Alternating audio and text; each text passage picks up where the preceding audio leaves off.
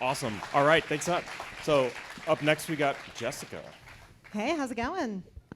So this is my first DevOps days ever, so thank you so much for being here. I've spoken at a lot of places, and I've always wanted to do one of these Ignite talks. I'm kind of afraid of it, but yeah, I'm here to talk with you about designing effective runbooks. And this is a topic that's actually near and dear to me. This was the first bit of documentation that I've ever written, and now a large part of my job doing developer relations is that I write tutorials, I write documentation, and this is really how I got my start. I'm Jessica Garson. I could be found most places on the internet at Jessica Garson, and on Mastodon at jessicagarson@macaw.social, and I'm a senior developer advocate at Elastic. So what is a runbook? How many people have used runbooks before? Cool. How many people have never used a runbook? How many people don't know what a runbook is? Somebody asked me earlier, so I know that there's more than one person. So what is a runbook? A runbook is a detailed how-to guide for completing a repeated task. And really, for me, it is a guide that helps you do something. And it is a step-by-step guide that walks you through the entire process of doing the thing.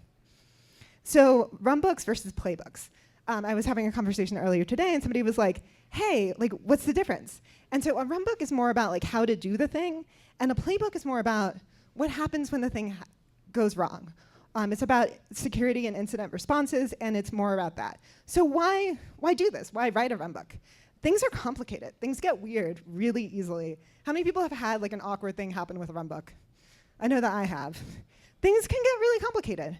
And for a lot of us, we work in complicated, interconnected systems. There are lots of microservices. And doing things the right way, it can matter. And like, it can have downstream consequences if you make a mistake. And so for me, how I got started doing this is that memorizing every step of a deployment process was really scary for me. It led to fear and mistakes. The first deployment I ever did, there was no runbook. And that was actually how I wrote my first runbook. It felt like a pop quiz. I felt like if I did it wrong, then like there would be serious consequences. Luckily, I actually did it right. But the next week, someone else who did it more often than me did it wrong. And I was like, oh, we need to like write this all down. So you might be wondering, what makes a good candidate for a runbook? Anything that like you have to ship, anything that you have to deploy, that usually is a good starting point. I actually am about to go on vacation, and I have a weekly report that I run. And for me, I'm like, oh, okay, cool. I'm the only one who does this, so like maybe I should write it down. And then I've been thinking a lot about the steps of like using a runbook. So for me, it starts with, oh wow, I need this. Oh my God, I made a mistake. Oh my God, I forgot a step. And then for me, that like helps me make the runbook better.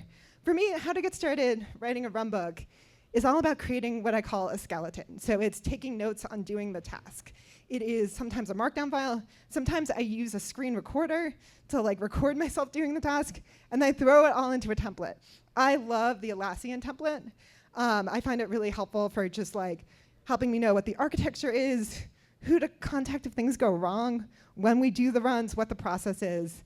And I use that typically as like a starting point. And then I like to do a review process. So I usually look for somebody who's never done the task before, somebody who is adjacent to the task, and somebody who might like have to do it eventually if I can't do it. And then I like get their feedback and incorporate that. So I have some do's. Keep it simple, make it your own, and outline clear steps. And really, you know, if you do it right, it can be really empowering to have a runbook and to have it be a living document. If not, one of the things that I've made mistakes on in the past is I've made it a one-time thing and then it goes out of date really quickly. I've forgotten about visual learners, charts, videos, graphs. That really helps. And also, I've written really long runbooks, and somebody was like, yo, we could automate half of that. And that is awesome. So things are going to change. And if you make your runbooks a living document, it really helps you be prepared for that. I actually heard a story from somebody who, on the day that all the CrowdStrike stuff happened, they were like, oh, wow, we have a runbook for that. And that was awesome, and that made me happy. I've also been thinking a lot about like what to do with your runbook. So using LLMs to help with the troubleshooting process is something I've been thinking a lot about. Also anomaly detection as well. And I have some resources, awesome runbooks. That is a GitHub repository of everything awesome about runbooks.